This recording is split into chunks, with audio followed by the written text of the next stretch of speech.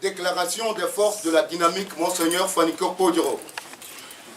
Le mardi 3 mars 2020, la Cour constitutionnelle a proclamé les résultats finaux du scrutin présidentiel du 22 février 2020, entérinant les résultats provisoires communiqués par la CENI le 23 février 2020.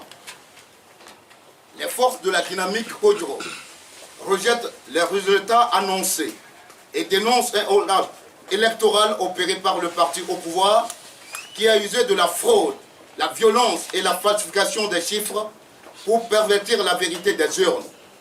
Aucun observateur sérieux ne peut croire au score de 70,78% attribué au chef de l'État sortant, contesté pour sa posture de monarque à la tête d'une dynastie familiale, son 4e mandat et son bilan.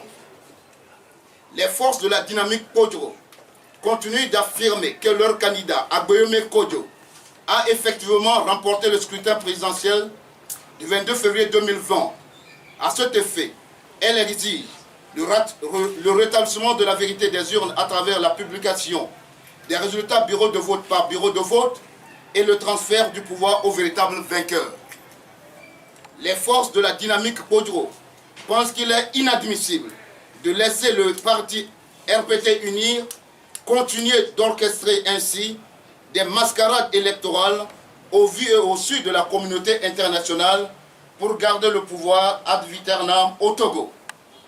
En conséquence, elle lance un appel pressant aux électeurs et électrices en particulier et aux populations togolaises en général à défendre par tous les moyens légaux et conformément à l'article 150 de notre Constitution leur vote et la victoire chèrement obtenue dans les urnes. Le destin du Togo et l'avenir de son vaillant peuple ne peuvent pas être confisqués par une poignée d'individus qui utilisent les moyens et attributs de l'État pour perpétuer leur règne clanique et maléfique avec la complicité des prédateurs extérieurs qui font leur affaire sur le dos des pauvres citoyens togolais. Seule la lutte libère et c'est maintenant. Fait à Lomé le 4 mars 2020.